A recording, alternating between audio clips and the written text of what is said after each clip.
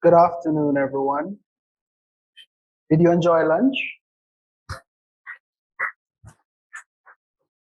Welcome to the afternoon plenary session where we will be tackling the topic, looking ahead, the social impact of cooperatives.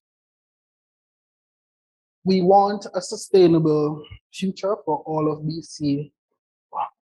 BC's housing co-ops, and our strong united voice and action can deliver housing security and social justice. How will CHF BC support its member co-ops to tackle global challenges such as climate change, inequality, justice, and policy in support of more co-op housing? Before setting out to drive change, it is important to understand what the term social impact means. It refers to ways that organizations can take action to address issues facing our communities. To bring about social change, organizations and individuals must identify the core values that motivates them to act. Today, we'll be elaborating on 4 of these core values with my experienced and learned panelists who are housing co-op leaders in their own right. Let's meet our panelists. Kathryn? Kathryn? Oh, sure, I'll go first. Why not? I think we had planned that we might sit in a different order, but here we are. It's all good. My name's Kathryn Sheps. I'm a member of the U Street Housing Co-op. We have the distinction of being one of the smallest co-ops in the province, if not the country, with 6 units. And I am also the vice chair of CHF BC's Climate Emergency Task Force. So I'll be speaking from both perspectives. Great. I'm Tiffany Duzita, and I'm the executive director of Community Land Trust. I've been in the housing sector most of my career for just, I think, 22 years now. I'm passionate about all things housing. I've been involved with the Community Land Trust and the CHBC group now for almost 7, it seems like 7 very short and fast years. Learning every day and amazed by the housing co-ops and the communities they build, and looking forward to sharing some of my experiences that I've had with you today. Hi, I'm Yuri Artibise. I'm the director of communications for CHF BC, but have been around on the board of directors for about 8 of the previous 9 years, and I'm a member of Athletes Village Housing Co-op. So I'll be talking about my experiences mainly as from Athletes Village perspective or community perspective. So I'm looking forward to this discussion. Thank you. Thank you. Just a few announcements before we begin. This session is being recorded, and we have attendees online and in person here at Weston. During the plenary, we will be testing the audience's knowledge about cooperative principles, social connection, co-op housing, and sustainability. Let me introduce you to Ed, who is our online audience engagement accelerator, and Liz is our in-person observer, and Liz will have handheld mic to have attendee answer questions. In our preparation for this session, one of the key themes that came out was democratic development through active participation. Let's start with a question from the audience online. And the question is, going back to COP 101, name the core principles that calls for members to actively participate in setting their policies and making decisions on the principle of one member, one vote. Ed, can you please read some of the answers? No answers yet. Maybe from the crowd? Maybe from the audience? Yeah. Oh. We do have a response.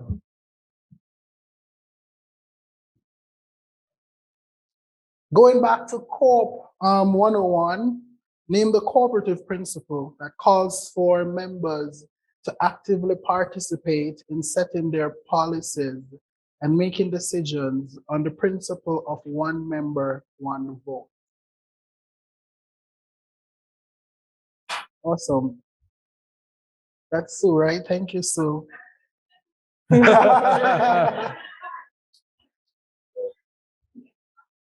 So the broad question I'm going to ask to the panelists, the active participation of members in their housing cooperative is vitally important with success, and one of the key factors that differentiate co-op housing model from other housing models. Can you explain the importance of this key difference? Yuri? Sure. It's a broad question, but we'll go back to principles of the democratic participation. As members of co-ops, we are our own owners. We own either the property or the mortgage, and we control how our co-op operates through governance. In a lot of co-ops, and traditionally, kind of this control has been, so we vote for our board, most co-ops vote for policies and budgets, but also traditionally it's been really looked at as a, we volunteer, we have committees, we actively participate in our co-ops as well.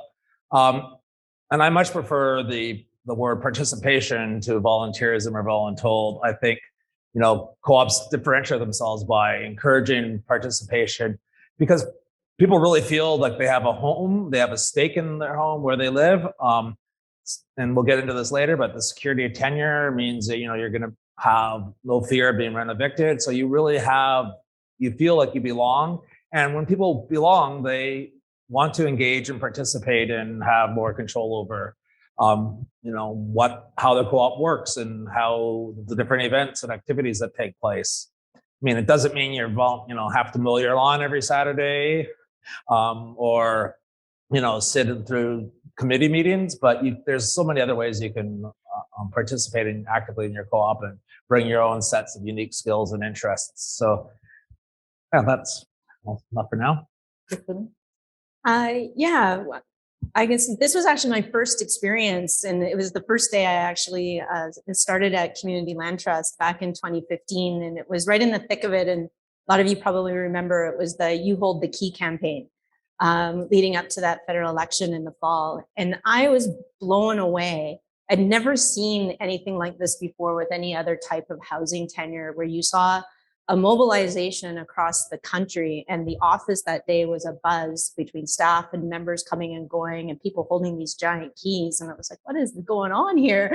And actually just seeing how that collective voice and that decision amongst co-ops and members engaging themselves and engaging the federations, and how strong that campaign was to advocate for a national subsidy program or the extension of.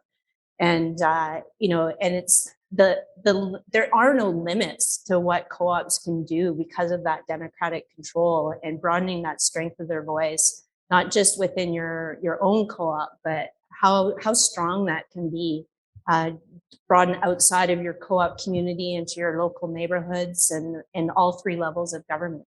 And that is so unique in housing co-ops, and what makes it special and a special place to live in the communities that you guys all build.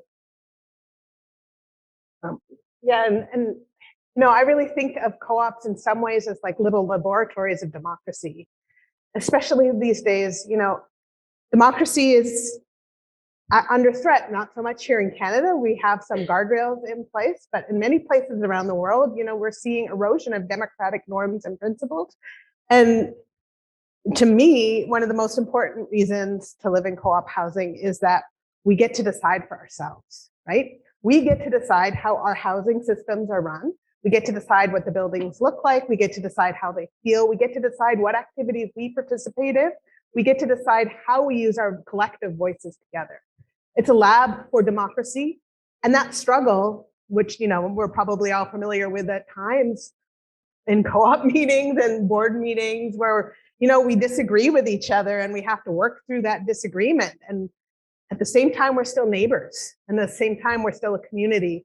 That is a skill that I think is in short supply these days, and is one that's really important. It's actually one of the reasons, pardon me, I'm not used to you wearing a lapel mic, is one of the reasons I'm really glad to be raising my family in a co-op, because my daughter gets to see this every day, that when we have a concern and we bring it forward to our board, changes happen. And that's a small scale version of what happens in our society. And to me, it's just the critical role of co-ops, especially now.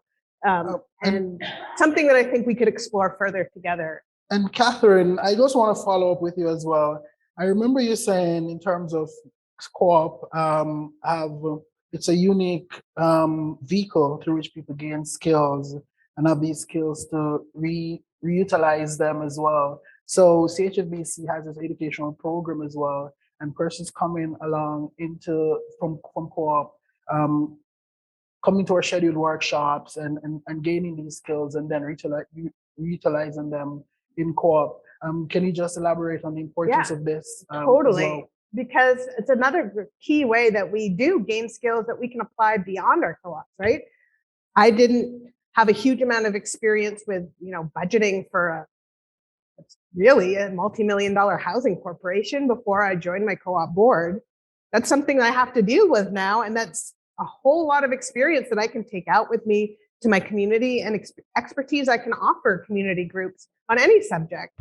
Same as, principles of cooperation that we use in our meetings, one member, one vote, how we make decisions by majority rule or by consensus in my co-op because we're so tiny, often those are real skills, just that struggle together even, as well as the actual, skills we gain in conferences like this where we come actively to learn new parts or refresh parts of our expertise or skills rather. Thank you. The next theme we're looking at is in terms of building social connectedness. And here's another question for our audience. A 2018 My Health, My Community report found that residents in mainland BC reported low or very low sense of community belonging and connectedness. Can anybody guess the percentage of residents who felt a lack of social connectedness and community belonging? You can throw out any number.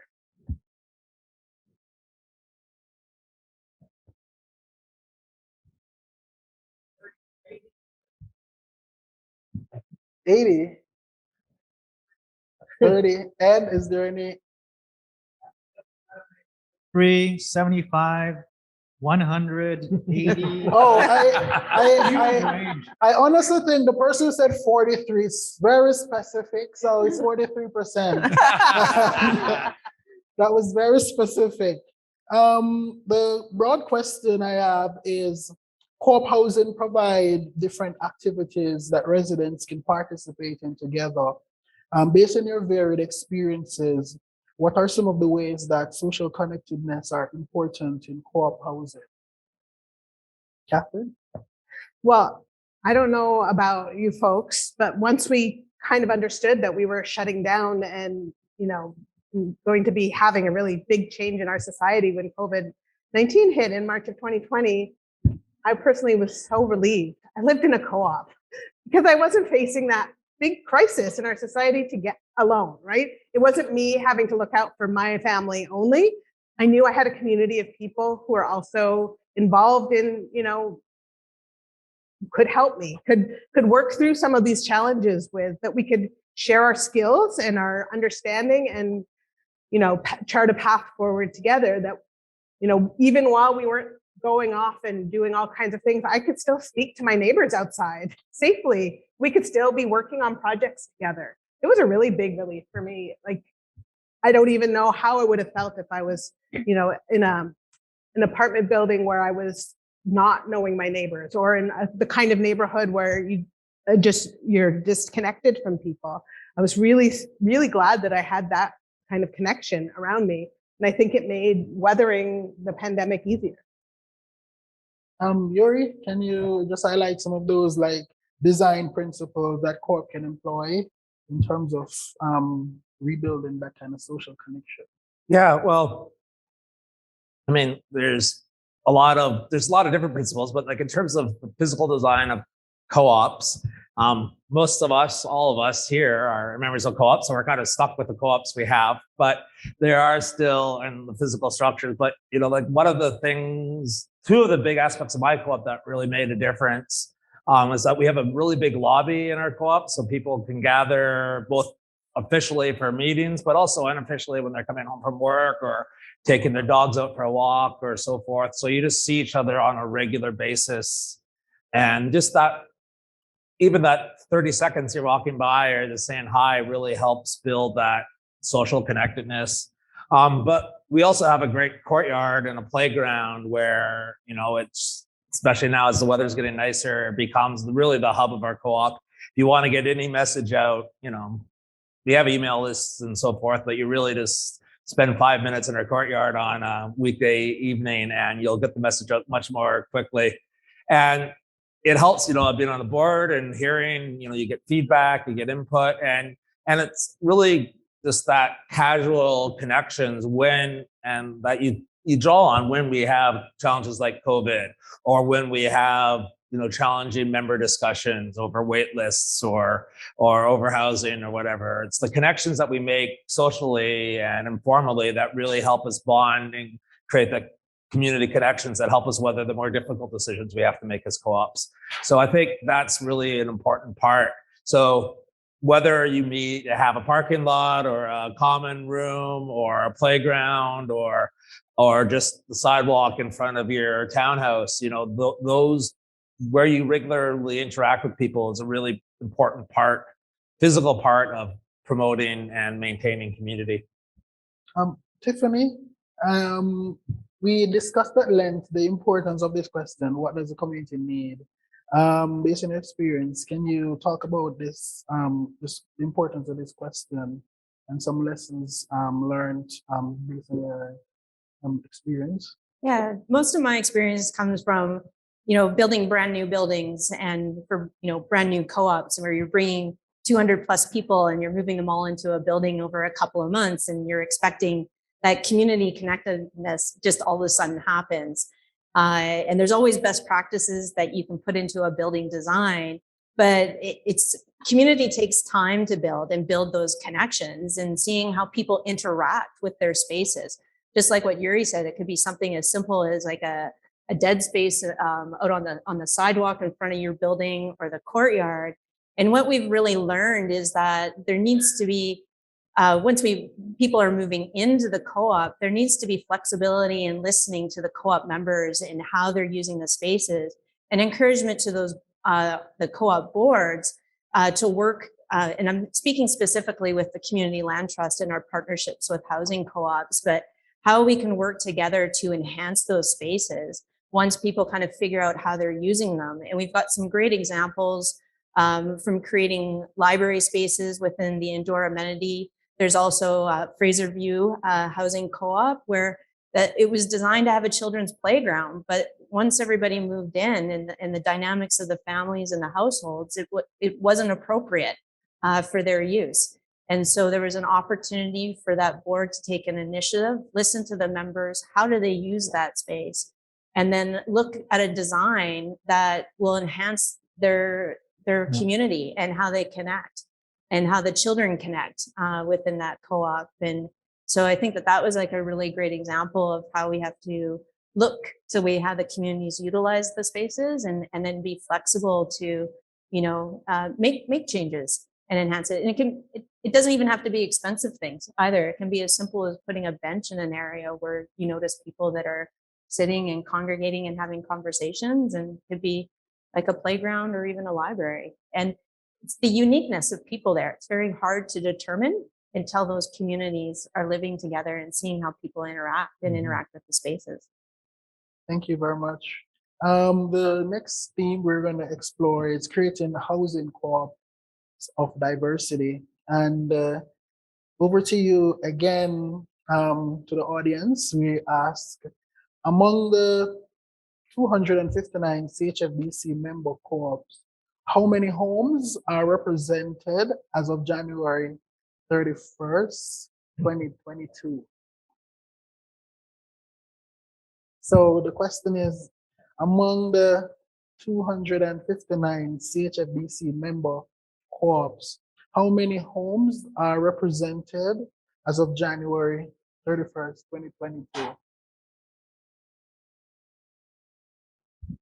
Ed, is there any answer?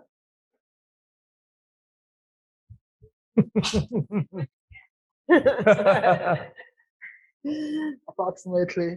Approximately. Was there any specific answer, Ed? Yeah, there's 14,000 and over 15,000. Oh, one said 4,000. Okay, so it's quite close, 14,323. So in this theme, we just want to talk about housing being a social determinant of health. However, the province of BC is facing an unprecedented housing crisis, and it's not in BC alone. It's all over the country. What is your experience of a significant role housing play in people's peace of mind? And what are some of the ways that we can increase that peace of mind by championing the co-op model to create stable and affordable communities? Yuri? Well, I think just the last 2 years has shown kind of what being in a co-op means in terms of health and community and housing security. The very fact that we have, the principle of security of tenure and where we live, and in my co-op we have a security of tenure fund that if someone was lost their job or unable to pay a housing rent, we could help them out for a couple of months, and that just took a big stress off a lot of people. I think we all know renters and friends who've been rent evicted, or early days of COVID when people were living in basement suites and the owner's kids moved back home and they're evicted. And it's heart-wrenching, and you can't, without a stable place to live, I mean, you can't it's hard to deal with any other things, especially health issues. Also important though is during COVID, when people in our co-ops had caught COVID and were self-isolated, we were able to help them get food and take care of their pets and take care of them generally. They didn't have to worry about those things with someone maybe living on a single family house or a strata condo or a rental building that doesn't have that community. So just the very fact that you feel secure and most of us are comfortable talking with their neighbors is a big indicator and a big of health. It really helps weather other health issues. And frankly, as we age in place and get older, it also helps to know that we're not going. The minute you retire, you're not going to have to find a new place to live either. Your co-op's going to look after you, so you can age in comfort as well, at least a comfort of mind. Kathryn, can you emphasize how have co-op communities help each other to manage insecurity of income? Yeah. Well, certainly when we recognized the start of the COVID pandemic in my co-op meant that several people in my co-op who were tiny no longer had secure employment. People were laid off, for hours reduced, their wages reduced, and that was a real challenge for us to deal with. Partly because we are so teeny tiny that we don't have, the budgets or the long range pools of security to assist, funds to assist people who are vulnerable. But because we're still democratically, managed and governed, we could adjust. So we did. We actually, in my co-op, we made changes to our budget, even though it wasn't quite in tune with the budget cycle, and we put a few extra dollars towards our gardens so that we would all have food security despite any, insecurities in employment. And we made arrangements that, in case it was needed, we would try and do our best, made it known to all of our members that if people were in crisis or if they did not have the funds to meet their housing charges for that month, to come to the co-op board, come to our meetings and talk about it with us. And we would do our best to try and figure out ways to help people make sense. And that meant that people who would have been in crisis in other situations, in other forms of housing, didn't have to be in crisis in our co-op. We knew we could take care of each other, even if that meant that, some renovations had to be moved a few months, or some repairs maybe had to be a little more basic and less, fancy. We could take care of each other, and we knew that to be the case, and it continues to be the case and has been in my co-op for quite a long time. If people are in crisis, we can work together to help mitigate and solve that problem. And we do our best to build a co-op where we're comfortable enough to come forward and say, gosh, I need some help this month. I need a little extra access to the vegetable garden. I need to take more than my share. I need to take, I need a little help paying, maybe I can't pay all my bills this month. Is there some way that the co-op can help me? And those are things that we can do because we're democratically governed in ways that we can't always do in other places. And it's a huge security. Thank you. Tiffany, can you just add in terms of the role of partnerships as well, based on your experience?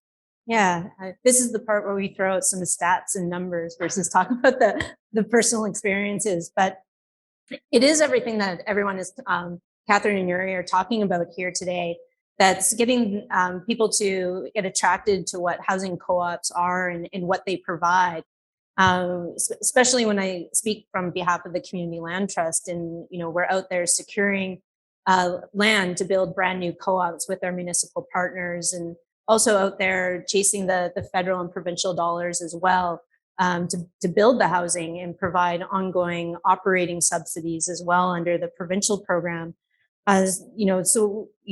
What we've been able to kind of achieve over the past few years, and that's with your support of the Federation, is that, either people are already living in the homes or they're getting built or will start construction in the next couple of years. But, we've been able to attract investment at varying different levels, for 2,500 homes of co-op and nonprofit homes. 1,900 of those homes, or just over, are going to be for cooperative homes. And I think that's just an amazing what's been happening in the past few years, and how people are seeing that they want housing co-ops in their communities, and we're growing. So it's been great. And I think this recognition is there given recent announcements in terms of at the federal level, as well as in terms of municipal level in Victoria, where you see it becomes more easier for co-ops to build more homes as well. So that leads us into our final theme for the plenary session, which covers concerns for community through sustainability and climate impact. Yet we have another audience engagement question. What sustainable development goals calls for us to take urgent action to combat climate change and its impact?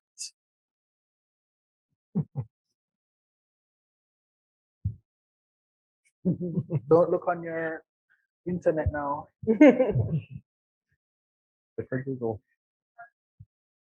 What sustainable development goal calls for us to take urgent action to combat climate change and its impacts?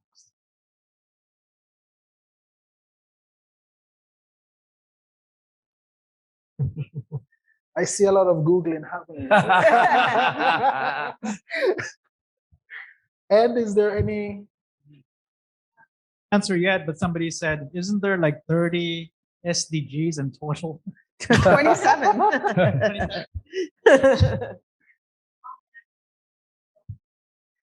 Yeah. So what number? There's I don't know if people know this. SDG goal 13. So yeah. So we have a broad question for our audience. A central core principle is concern for community, where cooperatives work for the sustainable development of their communities through policies approved by their members. Why should co-ops work to mitigate the social impacts of climate change, and how are they doing so? Kathryn? Well, that's a great question. And, co-ops are super well positioned to address climate change because of the things that we've already discussed, like member control and democratic governance. as well as the community nature of co-ops. We care about our home. We want them to be maintained into the future. We want them to be places where generations, more families can feel safe and comfortable. So that gives us a different kind of interest in how we make decisions around climate change, I think, or at least it can. That, we are not just motivated in co-ops necessarily to look out for what's the best for me right now. We are motivated to look out for what are the best solutions for dealing with climate change? What are the best solutions for dealing with the uncertainties of climate?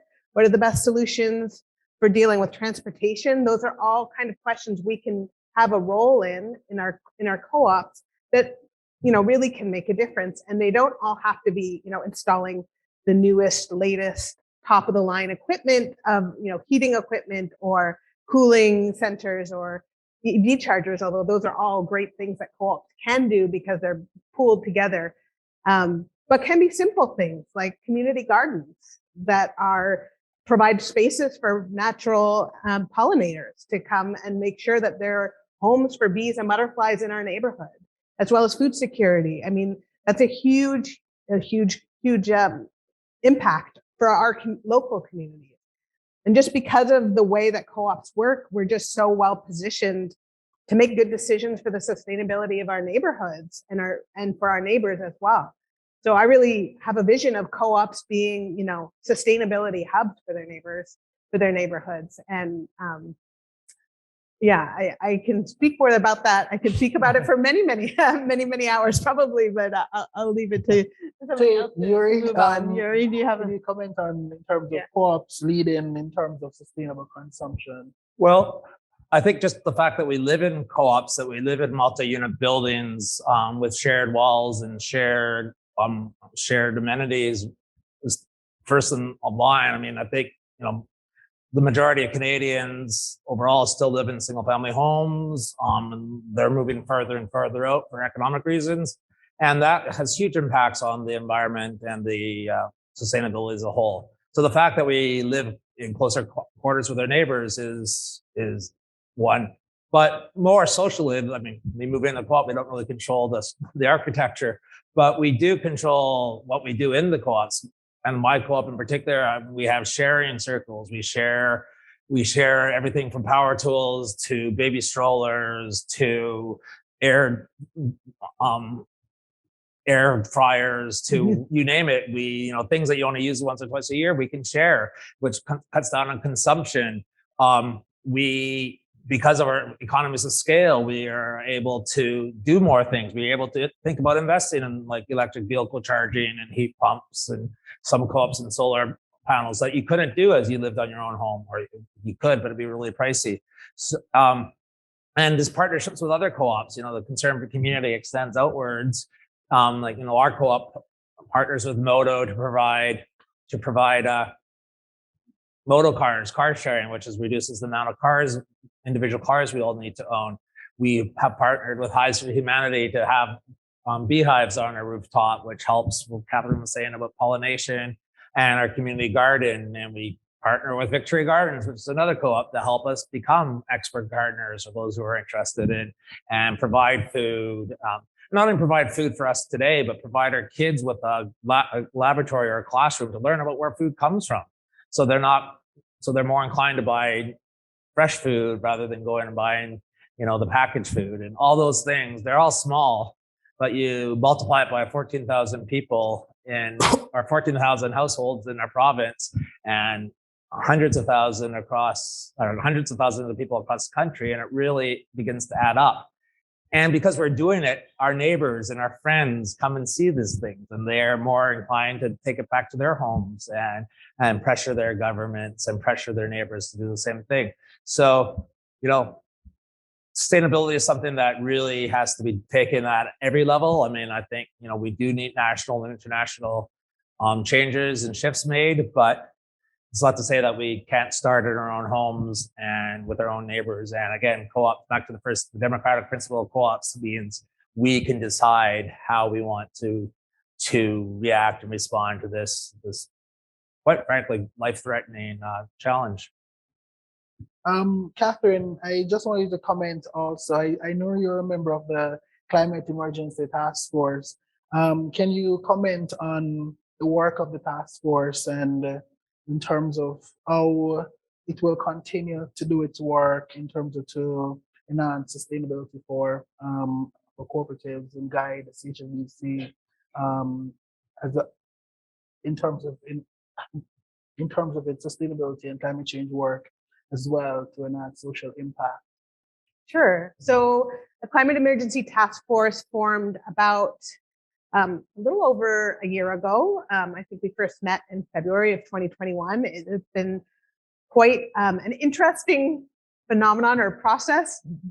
Joining this task force in the middle of a pandemic, it's not really a time when people have felt like, yes, let me go join another meeting, let me go join another initiative, let me put more work in outside of my home. I feel like it's been one of our challenges is that, we've been dealing with a lot of outside stress in the world already, and we're working through that like everybody else. But in the last year, we've managed to make some pretty significant progress.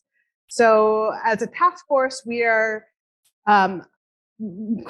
made up of both co-op members like myself, as well as CHF BC board members and CHF BC staff members in an attempt to kind of, make sure that this is a whole of organization, that anything we do takes on is really supported by the whole of CHF BC as an organization, I guess I'll say.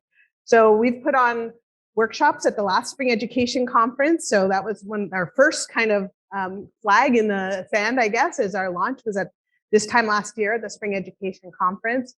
And since then, we've worked on developing new communications materials for CHF BC. So there's a new sustainability webpage that is on the CHF BC website that provides resources and information for co-ops who are looking to understand and increase their sustainability as co-ops, as well as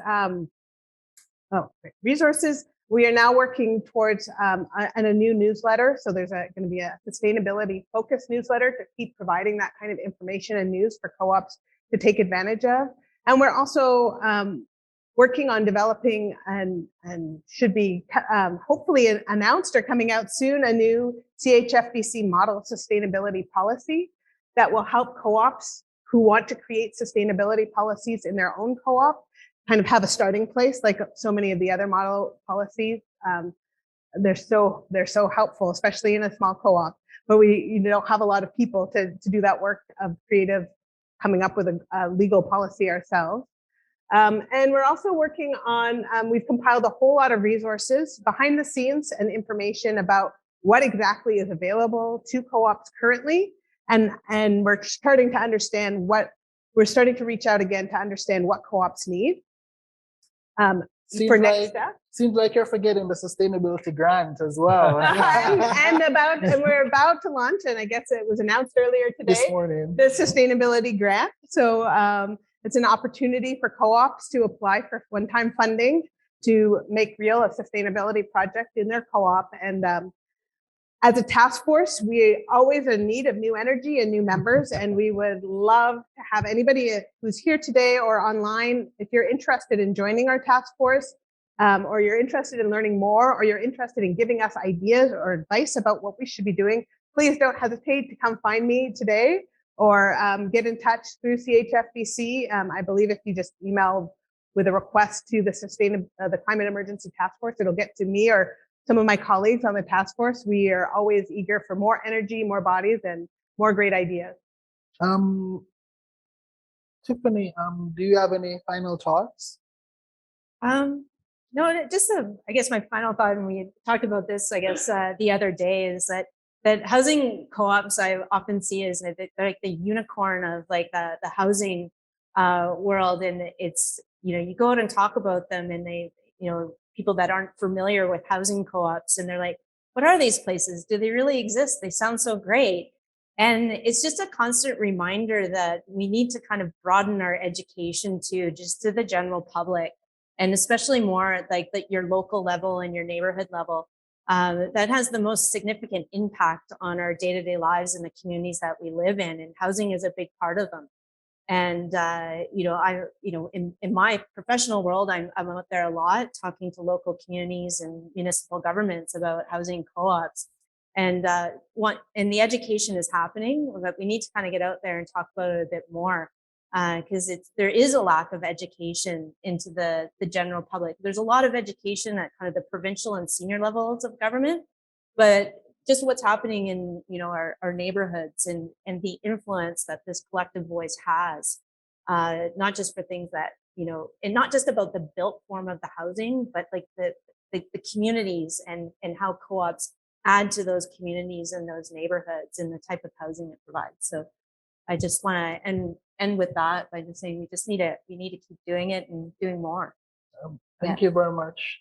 Seems like you are adding a lot of work to my portfolio as well. Yes. Yuri? Yeah, I mean, co-ops are the best kept secret. But at the same time, we also punch well above our weight.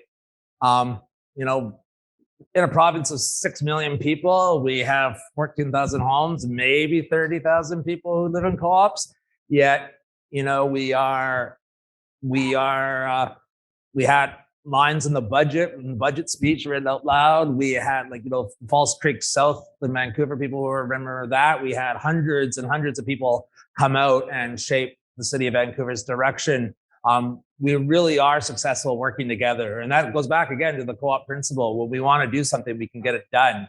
And we just have to continue to want to do something. And we have to continue not only look after our own members, but expand this great living conditions to other people who want it. So we really need to, we're doing great work, but we have to continue doing that great work. And I don't want to be the best kept secret anymore. I don't want to be the unicorn. I want to be, I want everyone who wants a co-op home to be able to live in one. And it's going to take a lot of work and effort, but it starts at events like this. And it starts going back to your own co-ops tonight and tomorrow and talking with your neighbors and reminding them what a special place we all live. Despite all the problems we always have, we still are an amazing place to live. And I just really wish more and more people who want this opportunity could have it. Kathryn? Yeah, I think for me, I would love to see also in that kind of continued communication, we need more co-ops, absolutely. And hopefully now we have a little bit of a budget from the federal government to start building a few more. It's probably never enough. We probably always need more and more and more co-ops. But one of the things I would really love to see is that co-ops recognize that amongst themselves, that leadership role that we already really are playing, both through organizations like CHF BC and CHF Canada, but also on their own accord. We can be leaders in our own neighborhoods, in our own communities, and we can show the example of our sharing, our concern for community, our democratic development, the way we work together to solve problems, and be proud of that and show up as leaders in our communities in all kinds of ways. And I think this, especially around sustainability, making those choices, making those, together to live a more sustainable lifestyle in our co-op, that has ripple effects across our neighborhoods and the fabric of our cities. And I would love to see more co-ops kind of grabbing a hold and empowering themselves to play that leadership role with their neighbors to say, hey, come charge your vehicle at our EV charging spots. See how convenient this is? Like, isn't this great? Well, like you see this garden, my co-op, we keep our fences low around our co-op specifically because we have a huge vegetable garden and people walk by all the time, daily. In the summertime, we can't be outside without people saying, what is this place? And we get to say, it's a housing co-op. This is not the garden of one family. This is not like, a backyard of one family alone. We all work on this together. This is 6 families working together and made this landscape a priority. And that I'd love to see more and more of that, co-ops thinking beyond their walls about how they can be leaders that they are internally to more folks around.